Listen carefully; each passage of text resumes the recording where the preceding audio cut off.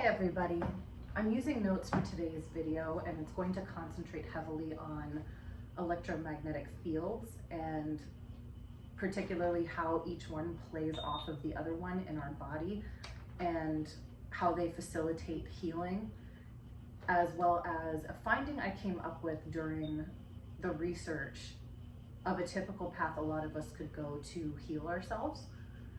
So I titled this Electromagnetic Fields of the Heart and Brain, and how to use one field to manipulate the other towards evolution.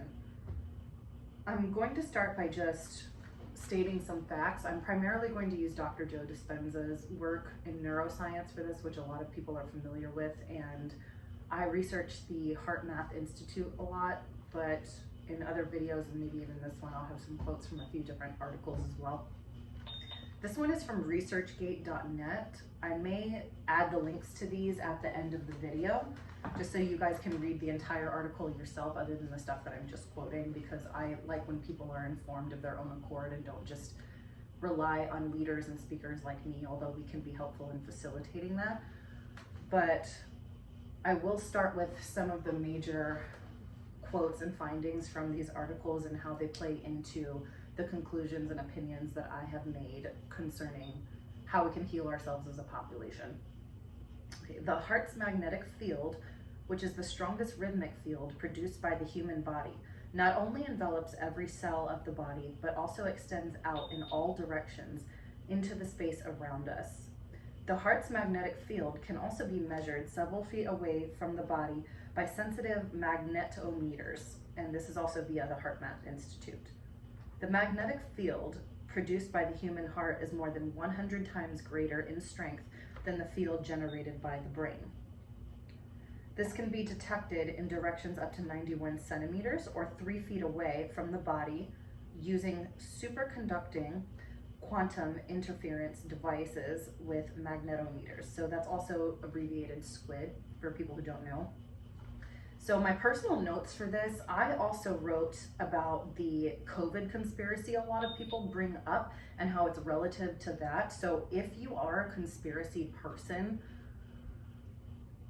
this works in tandem with that, and it tends to make a lot of sense, because I am a skeptic in every sense of the word. I am a religious skeptic, and I am also a skeptic to believe conspiracies, but I'm also a skeptic to believe that the average person, let alone organizations, don't lie to us, right? Because sometimes we even lie to ourselves as a good-hearted human being. So I can go either way with that, but this does make a lot of sense with the COVID conspiracy and how the physical distance affects the way that we interact with each other. So I wrote the fact that the 6 feet apart rule, whether it was conscious or unconscious, actually affects these magnetic fields and doesn't allow us to connect and multiply our energy. So that was part of the reduction of our heart space, because this is measurable by science, right? So my own conclusions, if the field extends 3 feet away from our body, roughly speaking, then that means if we have to be 6 feet away from each other at all times, there's no way for those electromagnetic fields to touch, let alone interact and expand. This also comes from the scripture that, you know, when two come into agreement with prayer, and prayer is nothing but intention, right? It's a word or a non-physical word from your mind to God or source or whatever higher thing you believe in about what you want to see in the world or see in your own life. And when two people are in agreement, it is done. So scripturally speaking, relating that to science, this is also backed up by science, because we have shown, and I'll link a video to this as well and a couple of articles within the description. We have shown that when these magnetic fields touch and interact, it's not just a doubling effect, it's an exponential effect. So it is like the ever expansive tree that a lot of spiritualities speak of. So when those heart fields, or auric bodies, which is your heart field because it encompasses your entire body, right, can't touch, they can't interact, and the energy actually diminishes instead of multiplying, and that actually helps to shut down the heart space rather than expand it in humanity. Okay, so I've talked about this a couple times in other videos, and I've done a lot of other research on this, which again I may link or picture at the end of the video for anyone who wants to read it, but just a couple of quotes from that. The heart actually leads the brain in ascending hormonal and endocrine pathways. and it sends information to the brain. And the HeartMath Institute has also shown evidence and research that the heart can act independently from and disobey neural and hormonal directions from the brain. So the head brain has been proven to be a separate brain from the heart brain. And again, articles, I love my evidence and my research. The HeartMath Institute has also shown that your heart in your body actually acts as a brain and acts as a larger brain that can act independently from your head brain. So what I've nicknamed that for the purposes of these videos and other videos I'll make is your heart brain and your head brain. In these articles, they show that the ascending pathways are actually greater and primary, and that they're the real ones leading your body, and your brain is more of a responder to that than your heart being a responder to the brain as we have commonly thought. So there's that. So I wrote, what does this mean for people like me and other survivors of trauma who have shut off their heart center? As my prior research has demonstrated, the heart is the true brain of the human body, and this is what is known as the Anahata chakra wheel for most spiritual communities or New Age communities. And the eye or head brain is the backup generator of the human body. Think of it like the backup engine to ensure safety of a plane or cruise ship in case the first or primary engine fails. So I made 2 points with this. It's the relevancy to society's problems today and the relevancy to treating dark triad and cluster B personalities. So before I dive into that, for anybody who doesn't know what the dark triad and the cluster B personalities are, which I also refer to a lot in my videos, they center around ailments that are highly shoved up into the head brain and are essentially cut off from the heart space, and the existence or perception or world observation of that person heavily relies on self-survival and not a lens focused on the outer world. So this will, in its most extreme forms, which you can look this criteria up, DSM-5, TR, all of that stuff. And I'm also going to put a link with Jordan Peterson and Dr. Donnelly Snipes, who are experts in this field and break this down a little bit better than I do. But those are primarily survival mechanism personality disorders that heavily shy away from remorse and empathetic response, which is known to be in the heart space. And they are things that are shoved up into the masculine mind of survival and physiological needs and finding sense of safety in a world where you typically don't. And the majority of all of these personality disorders, if not all of them, have been researched by psychologists and scientists alike to have been caused by severe trauma, typically some kind of physical abuse or sexual abuse, but can also be present, though very rarely, can be present in healthy households and households that deal with verbal abuse or neglect and all of that as well. But 90%, I'm making this figure up off the top of my head, but I do know that it is a majority. I would say around 90%, you can look up specific figures of these cases, are more severe traumas that cause dissociation and disconnection so heavily in the person that they are no longer attached to their heart space whatsoever. And they're often marked by violent responses, lack of empathy, lack of remorse, and extreme focus on the self 9 times out of 10. And I'll get into why on a spiritual level that's the case. Hello, Simba. She also does this when I try to sleep at night, and sometimes I hear her paws going across my keys. It's not a pleasant sensation to wake up to in the middle of the night. Anyway, this phenomenon is precisely why we are witnessing masculine thought, toxic masculinity, and issues with the unhealthy masculine so prevalently. This is precisely why we are experiencing such high rates of unearthing cluster B traits in humans, aka narcissism, violent crime rate, multiple wars breaking out, psychopathy, and borderline personality disorder. And then what Jordan Peterson often talks about with narcissism and Machiavellianism as well. I'll leave that to he's explained that so much in so many of his videos, I'm not going to break that down. This is also precisely why following COVID, when auras could not connect and multiply exponentially via said connection, rates of these phenomena exploded exponentially. This is also why pushback from spiritual and heart-centered communities have equally exploded so heavily in society. There is an internal tension within the heart of man fighting for survival, and as within, so without. Because we are internally fighting with our spirits, this is mirrored in 3D reality in major wide-scale unrest, chaos, and war.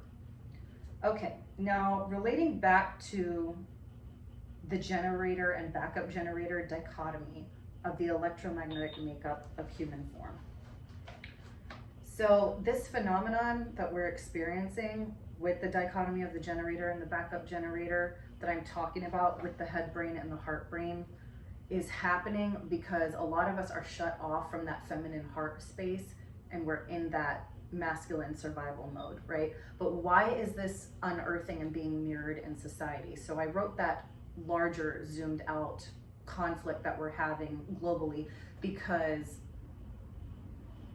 the wide scale discussion of this battle of masculinity versus femininity and this idea that toxic masculinity is finally being addressed and risen to the surface is happening because most things go from the subconscious to the conscious and then a permanent exit when it's being unearthed. So if you guys are seeing it unfold in society right now, it's because it's actually something that's going to be addressed, treated, and phase its way out. But I know it's really uncomfortable for everybody.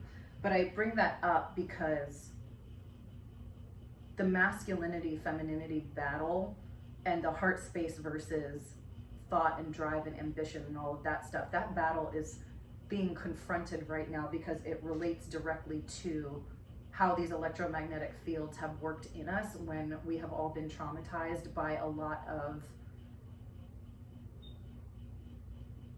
unhealthy family dynamics that are finally coming to the surface and being talked about. So that is why this is such a prevalent theme in society right now. The phenomenon we are experiencing is the colloquial soul or aura functioning off of diminished electromagnetic energy. These ailments and personality disorders are manifested experiences of our head brain attempting to jumpstart the heart or the main generator. Okay, so to demonstrate this, I made a graph or a depiction of Maslow's hierarchy of needs and where they fall as far as which magnetic field and when they kick in. And I wrote that broken heart is a literal disease. So everybody knows XXX Tenation. I hope I said his name right. But the song's sad. He says, I think broken heart's contagious. So what does that mean in reference to COVID and what we're experiencing? When that heart space gets shut off, that's vital energy that we need, and it's the main energy store of your body. So when that gets shut off, you hunger for that energy and you have to chase it from somewhere. So this is also why we see a lot of narcissistic relationships happening and why brokenheartedness is multiplying, because people have to extract and take that energy from another person because they're not producing that electromagnetic field to keep themselves going in their own body. So there is actually a scientific reason prescribed to what our relationship dynamics look like today as well. It's a broken piece of electrical equipment in the physical human form. Again, research shows that it's roughly 100 times larger than the energy stores that come off of, that radiate off of the brain, right? So that means that you are 100 times less energetic, and this is why so many people today are struggling with depression and anxiety or feeling lazy and, hey, why can't I perform these basic actions? That sort of stuff, because that electrical signal in your body shuts off and goes down and you're no longer producing that energy in your auric field, and that is your main energy store. So without it, you really cannot hope to survive. So you're functioning off of 100 times less of the electromagnetic field only from your brain and whatever leftover impulses are circulating through the body. So you are actually in survival mode, and I wrote that here with how scientists and psychologists describe it. But from a spiritual perspective, what is happening is you are essentially about to run out of energy, so you have to kick into this maladaptive mode in order to seek it and extract it from your outer environment, which will typically come in the form of chasing it sexually through other people or chasing it relationally through other people, because the heart is a relational aspect of the self. So we inherently know that we have to chase that through relation of some kind, even if we do it in an honorable way or a dishonorable way. This is when the head brain takes over to keep the 3D form running, aka what psychologists and scientists dub survival mode or maladaptive behavior. So what's happening as far as the hierarchy of needs, I don't know if you guys can see this right here, but love and heart space connection in your Anahata wheel will kick in around the self-esteem portion because of identity and self-love, and then love and connection. So it's meant to connect you to the self and connect you to other people once you meet your basic physiological and safety and security needs. And that is the whole masculinity, femininity battle that we talk about. So the security, safety, and physiological needs are a need met by the masculine. So that is the head brain that we're talking about. Then that expands and opens up space for the feminine. And we hear that a lot in pop culture as well, right? That in order for femininity to thrive, she has to have safety first. Well, it's the she energy, not necessarily the women in society. This affects men too. So what happens when we shut this off is we're actually heading down and backwards in evolution on this hierarchy of needs. And this is basic Psych 101, by the way. I think I learned this in my sophomore year of high school first. So this you guys can look up anywhere. It's pretty common knowledge for the psychology field and very readily available information. So this first section of it will require the masculine brain, and then it opens space for the main aura of the body to begin the self-actualization process, which is where you find identity and self-esteem and love and connection with others. Then you have the unification of that, of the masculine and the feminine brain during self-actualization once you get past all these other levels in evolution. And I call that the unified field, which is where there is no separation between the masculine and the feminine, or very, at certain levels, very minimal separation. So that would essentially be union, right, of your masculine and your feminine energy. Now what happens is once this goes off and that part of the battery dies, you can't reach this level because it requires both battery cycles. So what happens is we go backward in our hierarchy of needs. Less needs are met and we're back to square one of trying to get these needs met, which forces us into the head brain.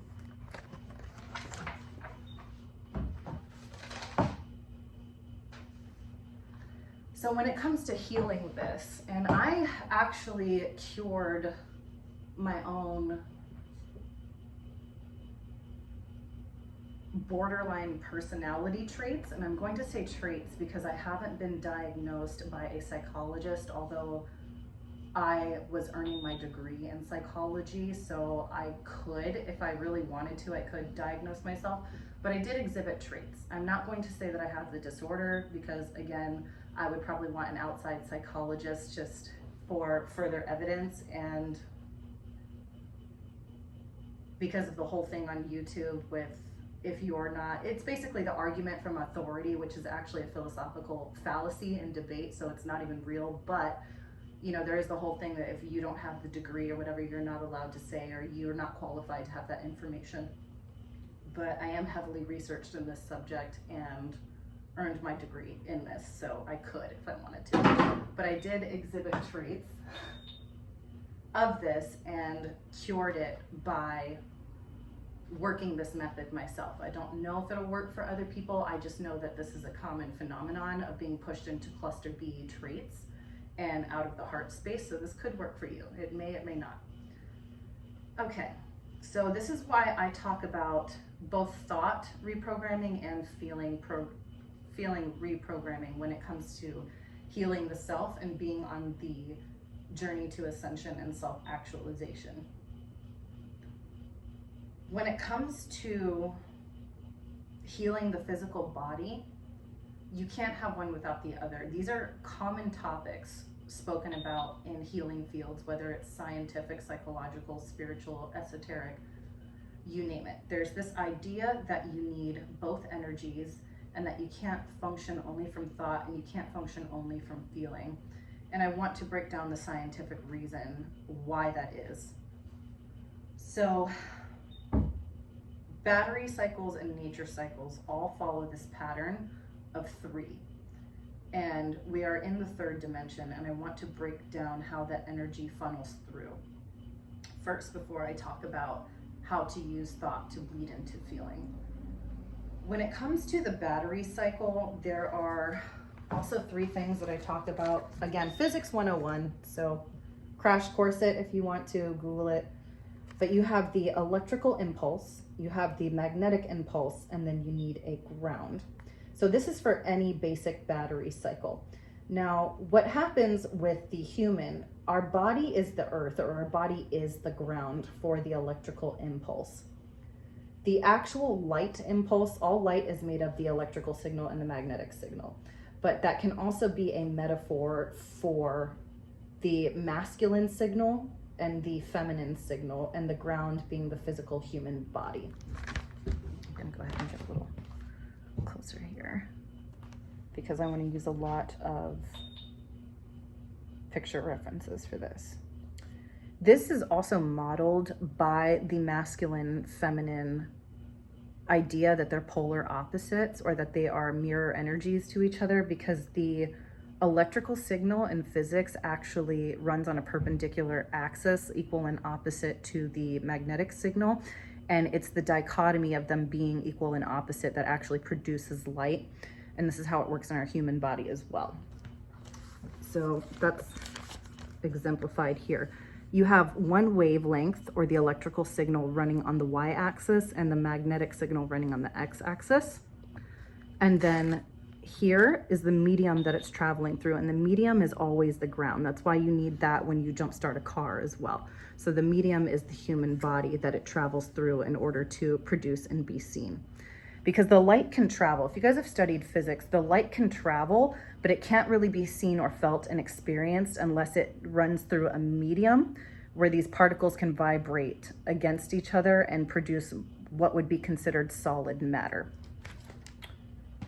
Okay, and the collision and the interaction between those things is what produces light, and the collision between the masculine, feminine, and ground of the human body is what produces this seen and felt experience of being a human. So the fully healed human aura conducting through the earth medium. Oh, I wrote that this was like a cosmic Frankenstein, by the way. So how that is exemplified, I'm an artist, so I feel like I really should have given you guys better than this, but this is what we're working with right now.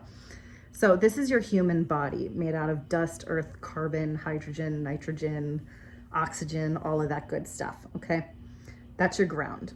And then you have the descending pathway, and you have the ascending pathway in the battery cycle. And that's in reference to the battery of the human body, which is the heart, brain, and the head brain. So the descending pathway would be the masculine pathway, and it would be the negative in that cycle. And the ascending pathway would be the feminine and the positive, but that just means equal and opposite. We use this term in dance as well to just show push, pull, and direction. So positive and negative does not translate to good or bad in this video. So what happens in the battery cycle, the human body is the medium you travel through, and your masculine impulse coming from the brain descends towards the heart. And then the magnetic feminine impulse ascends up. And this is where the majority of our impulses come from. Again, I'll attach HeartMath Institute, so you guys can actually see the entire article where they discuss exactly what endocrine pathways and what neurological pathways run through and how it's the command center. So the majority of our signal is coming from here and ascending up. Also wrote HeartMath Institute there. Okay, so when it comes to healing the body, the main point I wanted to make with this video, now that you have all of that information, is a lot of the healing can easily come from using those descending pathways once you realize how your body functions in order to reignite the heart space. And once you get it going, then it's easier to continue and multiply that cycle and then expand the electromagnetic field of your body back out. And that would be the parallels that we talk about when we say time is money. You'll buy yourself more time because you're actually buying yourself more light energy, and everything in the world is light energy. So you're literally buying more life and more time and a stronger life when you do that. So when it comes to healing the body, You guys, it's very useful to start in the masculine mind because that is where a lot of us have been pushed up due to trauma in order to essentially ignite the flame and push the feminine heart into awakening. And then you can do both at the same time. Ultimately, do whatever works for you. But ultimately, I have found this to be very useful in my own life because of the deep traumas I've suffered that have pushed me out of deep empathy and emotional connection. So if you're struggling with this, this could be a good pathway for you. Starting with thought reprogramming and positive thought reprogramming will help you before you can even try to feel anything. And that will eventually cause a connection to the heart space in the sense of observing the dissociation after the fact and observing what body impulses are happening to you and what physical sensations you're going through. I'll also add one of Teal Swan's videos to this because she talks about how to connect the masculine mind into body sensation, which will make the masculine mind observe the body, aka the heart space, and will observe the emotions and will create pathways when you do that to connect those back to each other, and that will light one up and continue the battery cycle going. Evidence for this. I'm just going to read this off word for word the way I wrote it because it's pretty self-explanatory, and I may add a few of my own thoughts again towards the end of the video. What happens neurologically and hormonally when positive thoughts are introduced to the human system?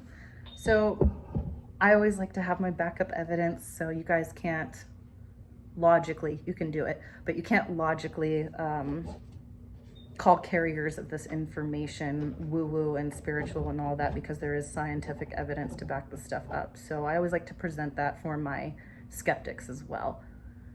Many people have mistakenly believed that DNA with which we are born is the sole determinant for who we are and who we become. This is epigenetics, which is starting to become a popular emerging field because of the spiritual revolution going on. And for those of you who don't know, the definition of epigenetics is how the development, functioning, and evolution of biological systems are influenced by forces operating outside of the DNA sequence, including intracellular, environmental, and energetic influences. Again, my source is the HeartMath Institute. From the article, You Can Change Your DNA. The HMI deems integral elements of the model for who we are the thoughts, feelings, and intentions we have every day. Examples: anger and anxiety we feel also influence and can alter the outcome of each individual's DNA blueprint. A study of quantum nutrients subsection in this article. We have negative emotions such as anger, anxiety, dislike, hate, or negative thoughts. When we do, we experience stress and our energy reserves are redirected. This is what I was talking about with the pathways. As soon as you experience those negative emotions from the masculine mind, it will redirect different pathways into the mind where the attention and the focus and intention goes to other areas and actually depletes from your body. And the ones that continue to descend down to the body as signals are directed as negativity into the heart space, which further shuts it off. So this has also been measured by them too as an observable phenomenon. Okay, this causes a portion of our energy which would otherwise be put to working to maintain, repair, and regenerate complex biological systems to confront the stresses, obviously. Okay. Another quote: in contrast, when we activate the power of our heart's commitment and intentionally have sincere feelings, such as appreciation, care, and love, it allows our heart's electrical energy to work for us. So this is exactly what I was saying in my hypothesis about the heart being reignited. What it does is reignite the electrical energy impulse in that place, as I previously stated. So this is also stated in the HeartMath Institute and is not just my hypothesis, but it is stated in this article. The subsection about changing DNA through intention, and intention is the masculine mind or the masculine observer. HeartMath researchers have gone so far as to show that physical aspects of DNA strands could be influenced by human intention. This is via the article, Modulation of DNA Conformation by Heart-Focused Intention. The experiment results, which I think are really cool, is that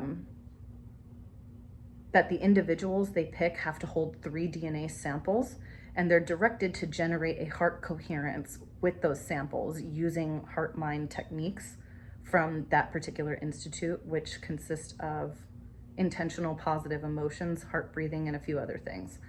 And their findings that happen is that the individuals tend to succeed as instructed to intentionally and simultaneously unwind 2 DNA samples and leave the third unchanged.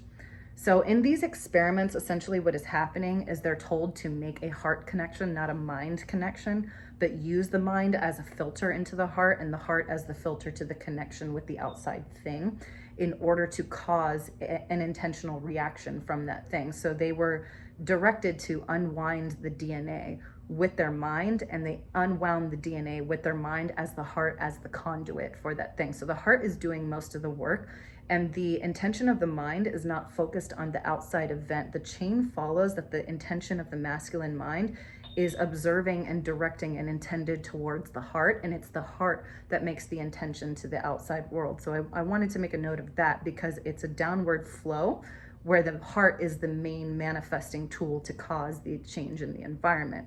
But the focus of the masculine mind is to be pushed down into the feminine and feed the feminine, so the feminine causes creation, right? So this article is actually proving that as far as the arguments that we have of man's purpose, woman's purpose, the masculine's purpose, the feminine's purpose, all of that. So if you're stuck in your masculine, you can follow this flow chart that happened in this study and focus only on reprogramming the mind towards the heart and mind towards positivity and love and all of the sensations that come from heart space and anahata connection.